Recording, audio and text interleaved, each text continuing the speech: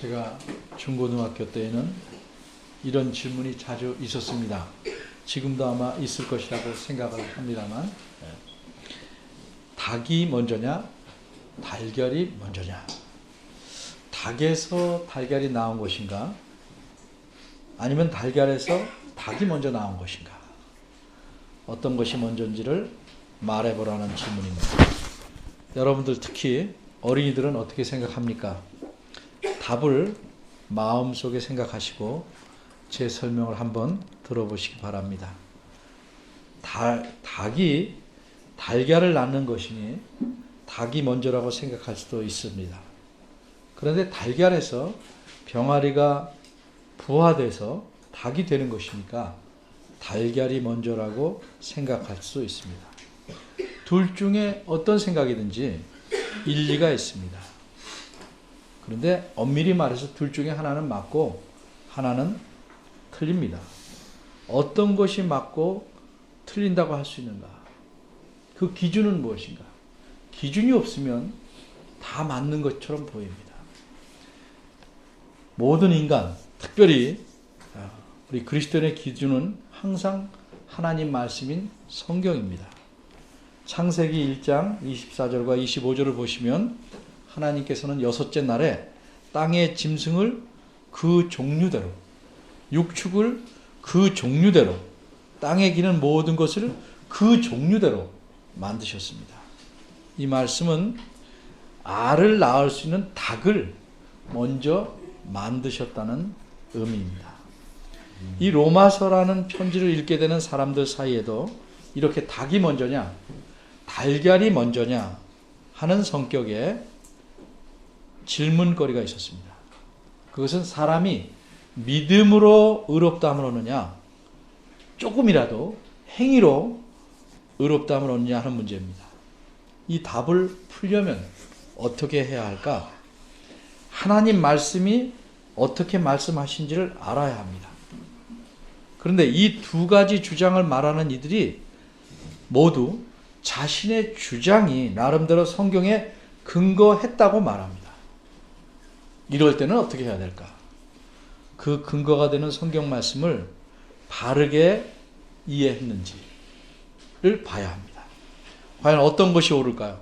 전적으로 믿음으로만, 사람의 행위는 전혀 없이 믿음으로만 의롭다함을 얻는 것일까? 아니면 아주 조금이라도 사람의 어떤 행위나 노력이 있어야 의롭다함을 얻을 수 있는 것인가?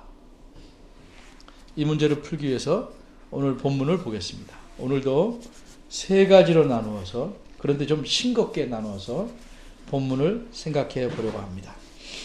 첫째, 처음 질문은 무엇인가?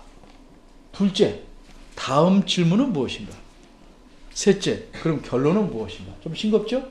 네. 첫째, 처음 질문은 무엇인가? 처음 질문은 본문의 첫 구절에 나와 있습니다. 그런즉 육신으로 우리 조상된 아브라함이 무엇을 얻었다 하리요? 이게 첫 질문입니다. 아브라함이 무엇을 얻었는지를 물어보는 질문입니다.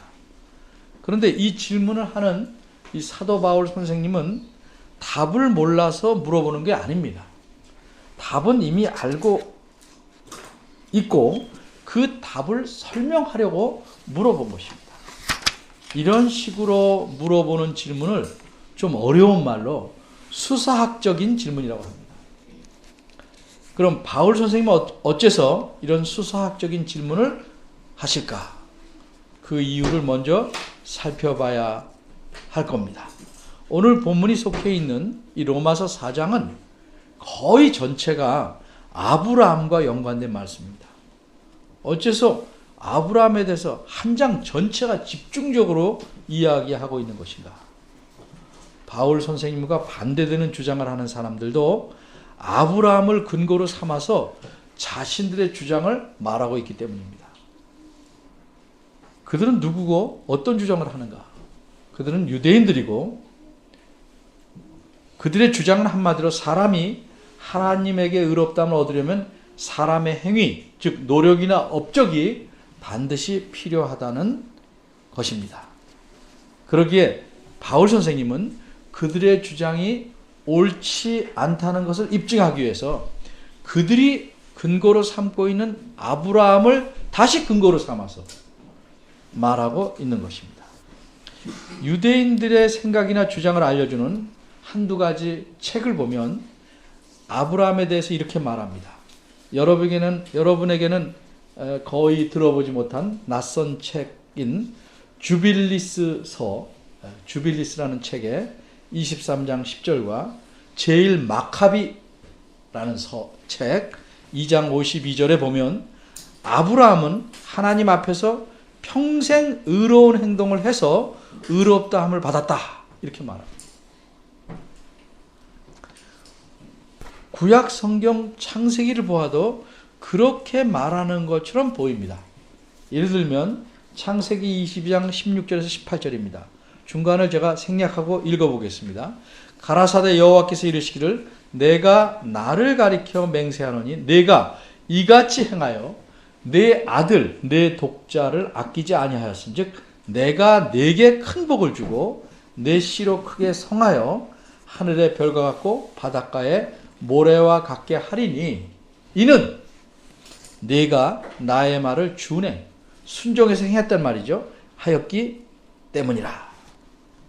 과연 아브라함은 하나님께서 기뻐하시고 만족할 만큼 하나님에게 순종했습니다. 그러나 이렇게 순종함으로 아브라함이 의롭다함을 얻은 것은 아닙니다.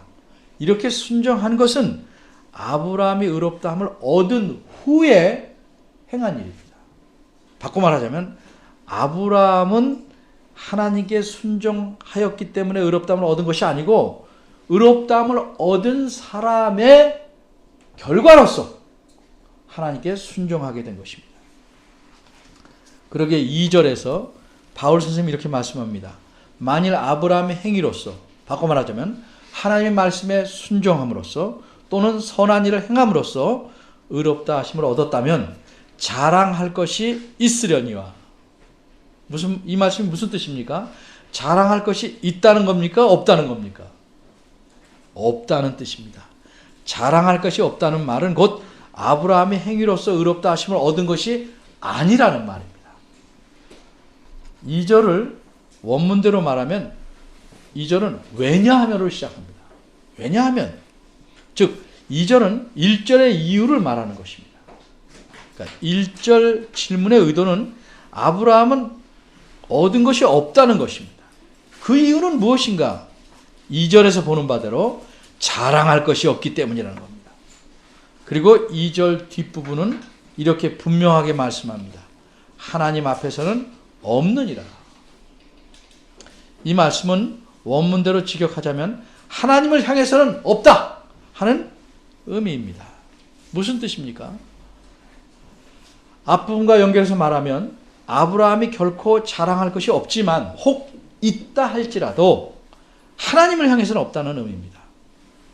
의로움을 얻는다는 것은 전적으로 하나님께서 아브라함에게 주신 것이지 아브라함이 어떤 행위를 해서 얻은 것이 아니기 때문에 자신이 얻은 의로움에 대해서 전혀 자랑할 수가 없다는 뜻입니다. 이처럼 바울 선생님은 아브라함이 유대인들이 주장하는 대로 의롭게 살았다 할지라도 그것으로 인해서 의롭다함을 받은 게 아니고 하나님에게 의롭다함을 받은 후에 그 결과로서 의롭게 살 수 있었다 이렇게 말하는 것입니다. 둘째, 이제 바울 선생님이 묻는 다음 질문이 무엇인지 보겠습니다. 이 질문은 3절 앞부분에 나옵니다. 성경이 무엇을 말하느냐? 이 질문입니다. 이것도 역시 수사학적인 질문입니다. 몰라서 묻는 것이 아니라 자신의 할 말을 펼치기 위해서 이번에는 물어본 질문입니다. 그렇기에 이렇게 질문한 후에 곧바로 바울 선생님은 성경, 즉 구약 성경이 말씀한 것을 그대로 인용합니다. 아브라함이 하나님을 믿음에 이것이 저에게 의로 여기신 바 되었느니라. 이 말씀은 창세기 15장 6절 말씀입니다. 이 말씀의 배경을 좀 생각해 보겠습니다. 유대인들은 다 알지만 우리는 전체적으로 볼 때 다 알지 못하기 때문에 배경을 조금 알아야 될 것입니다.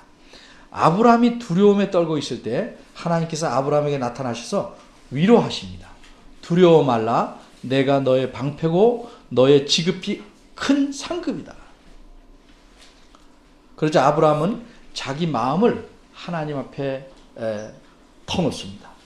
아브라함은 이미 오래전에 내가 너를 통해서 큰 민족, 큰 나라를 이루겠다. 내가 네게 후손을 주겠다 하는 하나님의 약속을 받았습니다. 이 하나님의 약속을 아브라함이 못 믿는 것은 아니지만 속히 이루어지지 않은 것에 대해서 불안합니다. 학자들은 아마 한 20년 이상이 지났을 것이라고 생각하는 긴 세월이 지났음에도 불구하고 아기가 생길 아무런 조짐이나 기미가 없습니다. 하나님이 약속하셨는데도. 아내는 원래 출산을 못하는 데다가 이제 나이도 너무 많아서 90 가까이나 됐으니까 임신할 희망도 완전히 사라졌습니다. 그래서 아브라함은 하나님께 제가 양자를 드리겠습니다. 이렇게 말씀드립니다. 그러자 하나님은 뭐라고 대답하십니까? 봐라. 내가 내 약속을 안다. 그런데 내가 말하는 그 양자는 드릴 수 없다. 내 몸에서 날 자가 내 후사, 상속자가 될 것이다. 이 말씀은 무슨 뜻입니까? 계속 기다리라는 겁니다. 이미 물 건너갔는데 계속 기다리는 겁니다. 기한도 정해주지 않습니다. 그럼 듣는 사람의 입장에서는 무작정 기다려라. 아무런 소망도 없고 모든 게 불가능한데 무작정 기다리라. 하나님은 이렇게만 말씀하신 것으로 들립니다. 그런데 하나님께서 그를 위해서 그를 데리고 바깥으로 나갑니다. 밤이었습니다. 하늘을 우러러 수많은 별들을 보게 하십니다. 그리고 이 수많은 별들을 내가 한번 세어보라 이렇게 말합니다. 진짜 하나씩 세어보라는 게 아니고 옛날 사람의 입장에 생각하면 하늘의 별들이 수없이 많으니까 별들처럼 많다는 말은 셀 수 없다는 뜻입니다.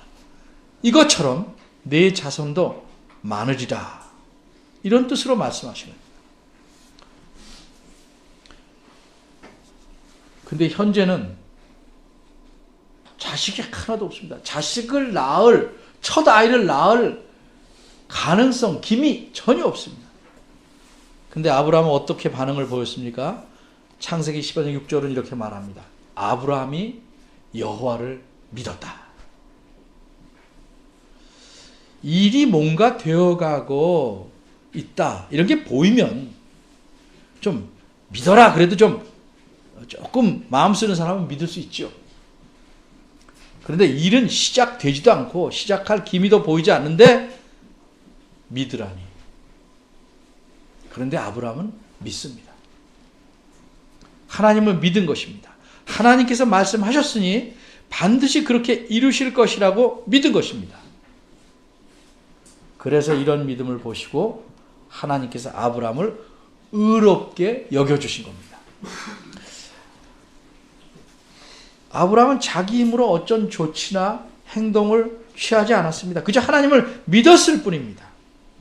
아브라함이 이렇게 말씀하시는 하나님을 믿은 것을 하나님께서는 의로 여겨주셨습니다. 의롭다고 여겨주셨습니다. 그러기에 아브라함이 의롭다함을 얻은 것은 어떤 행위 때문이 아니라 믿음 때문입니다.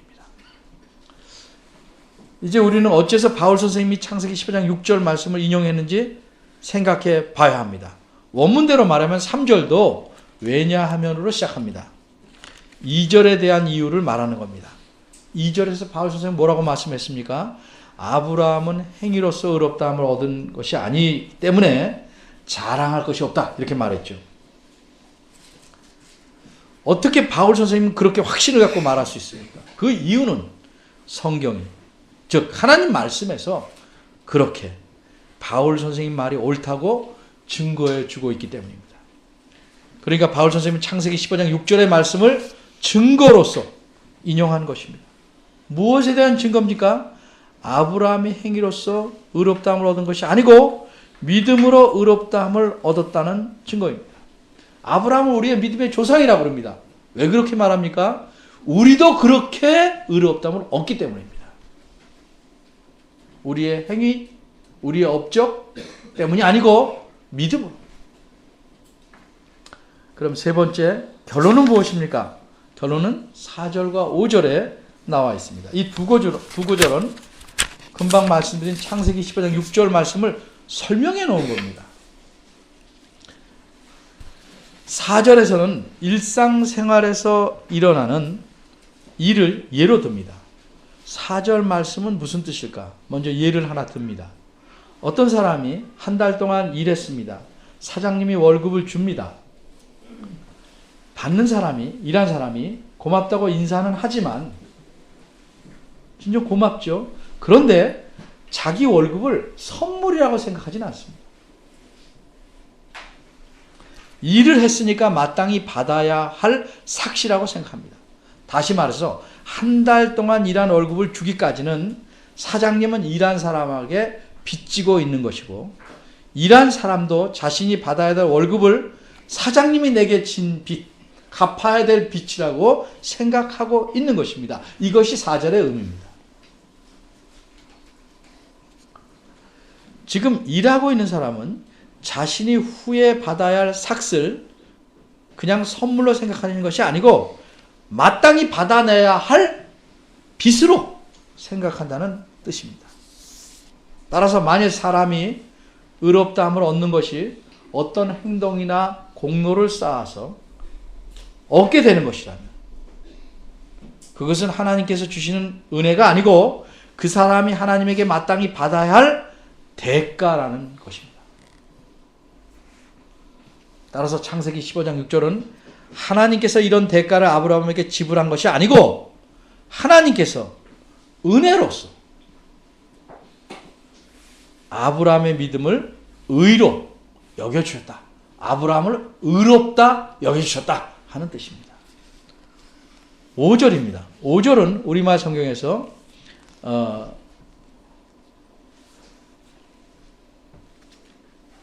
일을 아니할지라도 이렇게 이제 시작하고 있습니다. 그런데 엄밀히 말하면, 원문대로 말하면 그러나 일하지 않는 자에게는 이렇게 시작합니다. 왜 이렇게 시작하냐면 4절과 대조를 이루기 위해서입니다. 4절에서는 일하는 자에게는, 5절은 그러나 일하지 않는 자에게는 이렇게 시작합니다. 근데 이게 5절에 나온 일은 4절에서 말한 일과는 전혀 다릅니다. 4절은 일상생활에서 사람이 하는 일을 가리킵니다. 근데 5절에서는 5절에서 말한 일이란 하나님께 의롭다함을 얻기 위해서 사람이 행하는 어떤 가치가 있거나 선한 행동을 가리킵니다. 따라서 5절에서 일하지 않는 자라는 말은 하나님께 자기 행동이나 노력을 통해서 의로움을 얻으려고 하지 않는 자를 가리킵니다. 그러면 이렇게 일하지 않는 자에게는 누구에게나 무조건 하나님께서 의롭다 하시는가? 의롭다 여겨주시는가? 아닙니다. 중요한 조건이 하나 있습니다. 그것이 무엇입니까? 그 조건은 원문에서 이렇게 표현합니다. 일하지 않는 자이지만 믿는 자이어야 합니다. 일하지 않는 자이지만 믿는 자. 그럼 이 말에서 알 수 있는 건 뭐예요? 일하지 않는 자이지만 믿는 자. 그러니까 믿는다는 것은 일로 인정하지 않는다는 겁니다. 믿는 게 일이라면 일하는 거죠. 믿는 거는 일하는 것이 아닙니다. 제가 예전에 사용했던 예를 다시 들어보겠습니다. 그만한 예를 찾기가 힘들어서 다시 사용합니다. 요즘은 노숙하는 분들이 계시지만 옛날엔 거지들이 있었습니다. 조금 종류가 달라요. 거지는 깡통 같은 것을 들고 밥을 얻으러 다녔습니다. 그런데 어떤 거지는 건강해 보이고 어디 가서 무슨 일이라도 하면 먹고 살 수 있을 것 같아 보이는데 그렇게 그냥 거지 생활을 합니다. 그러면 밥을 주면서도 어떤 엄마들은 이렇게 아주 당차게 말합니다. 아니, 몸이 멀쩡해 보이는 사람이 일을 안 하고 이렇게 동냥을 다니면 되시나요? 이 말에서 우리가 알 수 있는 것은 엄마들은 거지가 밥을 얻으러 이 집 저 집 다니는 것은 힘들다 할지라도 그 동량질을 일이라고 생각하지 않는다는 거죠. 거지가 저 일하잖아요. 이렇게 얻으러 다니는 거. 이렇게 말하면 뼈 안 맞죠. 그건 일이 아닙니다. 믿는다는 것은 일이 아닙니다. 그저 주는 것을 받기 위해서 손을 내미는 것입니다. 받으려고 손을 내미는 걸 일이라고 한다면 큰 착각입니다. 그런데 무엇을 믿어야 하는가? 5절을 보면 경건치 아니한 자를 의롭다고 하시는 이를 믿어야 합니다. 경건치 않은 자를 의롭다 하시는 이. 여기서 우리 몇 가지를 생각해 봐야 됩니다. 경건치 않은 자를 의롭다 하시는 분은 누군가? 하나님이십니다. 그러니까 경건치 아니한 자를 의롭다 하시는 이를 믿는다는 것은 바꿔 말하자면 하나님께서 경건치 아니한 자라 할지라도 의롭게 하신다는 사실을 믿는 겁니다. 근데 이런 믿음은 단지 사실을 받아들이는 것에서 멈추는 것이 아닙니다. 자, 예를 들면 아픈 친구에게 건강한 친구가 말합니다. 어느 병원에 의사 선생님이 있는데 그분에게 진료를 받고 약을 먹으면 틀림없이 4병이 나을 거야. 아픈 친구는 자기 친구의 말을 사실로 여기고 고맙게 받아들입니다. 그런데 의사 선생님한테는 안 갑니다. 병이 낫겠습니까? 안 낫습니다. 이런 건 믿는 것이 아닙니다. 그냥 사실임을 인정하는 것뿐입니다. 여기서 말하는 믿음이란 사실로 받아들일 뿐더러 하나님을 그런 분으로 신뢰하는 겁니다.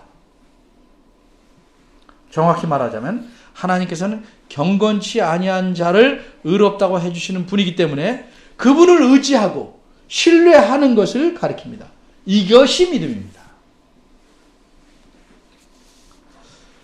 하나님께서는 경건치 않은 자들을 의롭다고 하시는데 혹시 그럼 경건한 자들에 대해서는 어떻게 하시는가? 이 질문에 답하기 전에 성경의 표현을 한 가지만 좀 생각해 보려고 합니다. 예수님께서 그 12제자를 부르사 더러운 귀신을 쫓아내며 모든 병과 모든 약한 것을 고치는 권능을 주시라. 마태복음 10장에 있는 말씀입니다. 여기서 더러운 귀신이라는 말이 나옵니다. 더러운 귀신이 있으니까 깨끗한 귀신도 있겠다 이렇게 생각하시면 틀린 생각입니다. 이 표현은 귀신들 전체가 어떤 녀석인지를 말하는 거지 귀신의 종류를 말하려는 것이 아닙니다. 깨끗한 귀신은 하나도 없습니다. 아무리 닦고 씻고 샤워를 해도 귀신은 다 더럽습니다. 귀신은 본질상 모두 더럽다는 의미입니다. 마찬가지로 5절에서도 경건치 않은 자들이 있고 경건한 자들이 있다 이렇게 나누는 것이 아닙니다. 이미 바울은 앞에서 모든 사람은 죄 아래에 있고 의인은 없다. 하나도 없다. 이렇게 로마서 3장 9절 10절에서 말했습니다. 모든 사람이 죄를 지었으므로 하나님의 영광에 이르지 못한다. 또 3장 23절에서 말했습니다. 여러 곳에서 말했습니다. 그래서 바울의 생각은 인간 전체가 경건치 않은 자다. 죄인이다. 이렇게 생각합니다. 인간 전체를 가리켜서 경건치 못하다. 이렇게 말하고 있는 겁니다. 그러니까 인간은 아무도 자기 힘으로 하나님 앞에서 자신을 의롭게 할 수가 없습니다. 오직 하나님만이 인간을 의롭게 하실 수 있는 겁니다. 그런데도 자기가 경건하다고 생각하거나 경건할 수 있다고 생각하는 사람은 내 힘으로 하나님에게서 의롭다함을 얻으려고 할 것입니다. 그것 자체가 불경건한 태도입니다. 그건 착각입니다. 아무도 자기 힘으로 의롭다함을 얻을 수 없습니다. 죽은 자는 일어날 수 없는 것입니다. 에베소서 2장에 말하죠. 죄로 다 죽었습니다. 유대인들이 조상으로 존경하는 아브라함도 마찬가지로 하나님 보시기에는 죄인이고 경건치 못한 자였습니다. 그러기에 2절에서는 만일 아브라함이 행위로서 의롭다 하심을 얻었으면 자랑할 것이 있으려니와 하나님 앞에서는 없다 이렇게 말씀한 겁니다. 아브라함도 다른 모든 사람들과 마찬가지로 경건치 못한 자를 의롭다 하시는 하나님을 믿어서 의롭다함을 얻은 것입니다. 근데 여기서 한 가지 더 생각하면 여긴다. 여긴다. 의로 여긴다. 3절에 여기신 바 되었느니라. 4절에 여기거니와 5절에 여기시나니 또 6절에 가면 여기심을 받는, 이렇게 여긴다는 말이 여러 번 나오는데 무슨 뜻일까? 천주교에서는 이런 식으로 이해한다고 합니다. 하나님을 믿으면 하나님께서 그 믿는 사람에게 의로움을 주사 놓듯이 주입시킨다고 합니다. 이렇게 의로움을 주입받았으니까 그 사람이 의로워졌다고 수혈하듯이 보는 겁니다. 근데 이것이 올바른 이해일까요? 아닙니다. 여기서 여긴다는 말씀은 실제로 죄인이 의롭게 변한 것이 아니라 하나님께서 그를 의롭다고, 여전히 죄인이지만 의롭다고 간주해 주셨을 뿐이라는 뜻입니다. 예를 들면 내가 많은 빚을 갚지 못해서 감옥에 가게 됐습니다. 근데 대신 다른 사람이 나를 불쌍히 여겨서 내 대신 빚을 갚아줍니다. 그래서 나는 파산을 면하고 감옥에서 나올 수 있었습니다. 그런데 내 빚을 갚은 그 돈은 내 돈이 아니고 그 사람의 돈입니다. 하지만 내 이름으로 내줬기 때문에 내가 갚은 셈이 된 것입니다. 근데 빚은 갚았지만 나는 여전히 빈 털털입니다. 빚을 갚으라고 나한테 돈을 준 게 아닙니다. 이처럼 믿는 자들은 의롭다함을 받았지만 여전히 이 땅에선 죄인입니다. 그래서 죄와 계속 싸워 이겨나가야 합니다. 이것을 거룩해진다, 이렇게 표현합니다. 여러분이 아는 신학 용어로 성화라고 표현하는 겁니다. 자, 이처럼 바울 선생님의 말씀은 유대인의 생각은 달걀이 닭보다 먼저라 하는 주장과 같다는 겁니다. 일리는 있어 보이지만 그런 주장은 실제 사실과는 다른, 하나님의 생각과는 다른, 하나님의 말씀과는 다른 그릇된 주장이라는 겁니다. 그런데 오늘날도 이런 식으로 생각하는 분들이 적지 않습니다. 사람이 취할 수 있는, 사람이 할 수 있는 가장 무식한 자랑이 뭔지 아십니까? 제 생각에는 나는 내 힘으로 살고 내가 선하게 양심적으로 살기 때문에 예수님을 믿을 필요가 없다고 생각하고 내뱉는 말, 가장 무식한 자랑. 자기가 뭔지를 모르니까.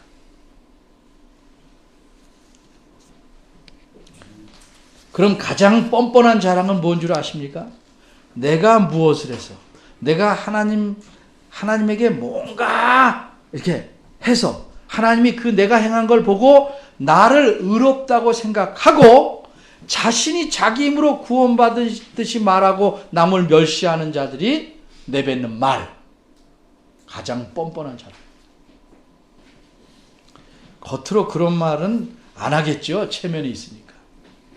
근데 마음속에 그런 생각을 갖고 있다면 그 사람은 뻔뻔한 자랑을 품고 있는 겁니다. 진심으로 생각한다면 감사할지언정 남을 멸시 못합니다. 교회에 오래 다녔다고 어깨에 힘놓지 않습니다. 내가 어떤 직분을 가졌다고 힘주지 않습니다. 그럼 오늘 본문이 결론적으로 분명히 가르치는 바는 무엇입니까? 하나님께서는 사람의 행위를 보시고 그를 의롭다 하시는 것이 아니고 그의 믿음을 보시고 의롭다 여겨주시는 것이라는 사실입니다. 모든 인간은 하나님 앞에서 죄인이고 따라서 경건치 못합니다.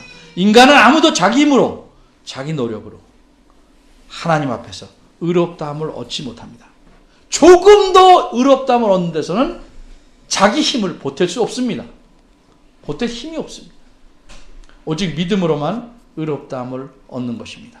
아브라함도 그랬고 모세도 그렇고 요 다음 본 구절에 나오는 다윗도 오직 믿음으로만 의롭다 하는 역임을 받았습니다. 근데 기억해야 될 한 가지 중요한 사실이 있습니다.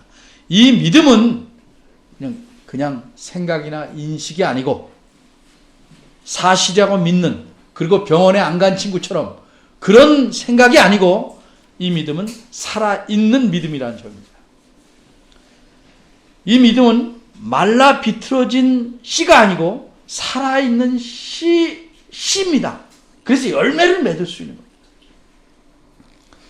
의롭다함을 얻은 그 믿음은 그 생명을 갖고 있어서 그 운동력이, 생명의 힘이 삶에서 드러나게 됩니다. 때로는 더딘 것 같고 때로는 멈춘 것 같아도 그 믿음은 싹을 내고 나무처럼 결국은 자라서 열매를 냅니다. 그래서 이런 믿음을 가진 자는 점점 거룩해지고 성숙해지는 겁니다. 한마디로 그리스도를 닮아가게 마련입니다. 그런데 어째서 그런 사람들이 모인 교회가 이렇게 썩어가고 있고 교인들은 그리스도를 도저히 안 닮은 것처럼 보일까? 그 이유는 혹시 의롭다함을 얻어 구원받았다는 것이 나 자신의 착각 때문 아닐까? 살아있는 믿음이 없는데도 믿음의 내용만 아는 것으로 내가 믿음을 가졌다고 착각할 수 있습니다. 착각이 아니라면 게으름 때문입니다. 살아있는 믿음이라도 처음부터 나무로 주시는 게 아니고 씨앗으로 주십니다. 그래서 이 씨앗을 싹을 내고 자라게 하여 열매를 맺는 것은 믿음을 받은 자가 해야 될 일입니다. 내 손에 씨앗을 가졌으니 뿌려서 농사를 짓고 그래야 많은 열매를 거둘 수 있는 것입니다. 게으른 농부의 밭에는 잡초가 넘치듯이 살아있는 믿음을 가진 자라도 할지라도 게으르면 그의 삶이 황폐해질 수밖에 없습니다.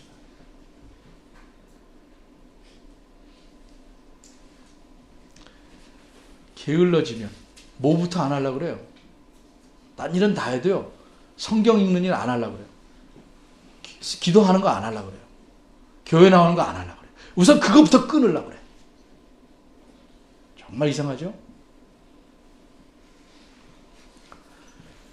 진정으로 하나님께서 나를 의롭다 그리고 여겨주셨다 생각하고 그 은혜에 감사한다면 그 주신 믿음을 나의 삶에서 어떻게 나타내야 하는지를 깊이 생각하고 감사하며 살아가야 할 것입니다.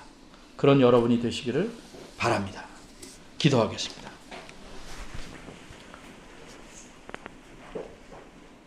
하나님, 감사합니다. 우리에게 참 이 세상의 어떤 보화보다도 보석보다도 귀한 믿음을 선물로 주셨는데 우리는 굴러다니는 돌처럼 마구 대하지 않는지 생각해 봅니다. 내 안에 분명히 믿음의 씨앗이 심겨져 있는데 물도 주지 않고 가꾸지도 않아서 1년을 믿으나 10년을 믿으나 믿음에 진전이 없고 내가 사는 삶에 기쁨이 없고 남이 보기에 내 삶에서 하나님의 모습이, 하나님을 닮아가는 모습이, 그리스도의 성품이 거의 나타나지 않는다면 얼마나 하나님께 죄송한 일인지 생각해 봅니다. 이런 저희들을 참 긍휼히 여겨주시고 주의 말씀을 통해서 깨우쳐 주시고 저희 마음을 움직여 주셔서 주를 향해서 힘써 자라나며 주를 닮아가도록 애쓰고 감사하는 생활, 기쁜 생활을 하도록 이끌어 주옵소서. 예수님의 이름으로 기도합니다. 아멘.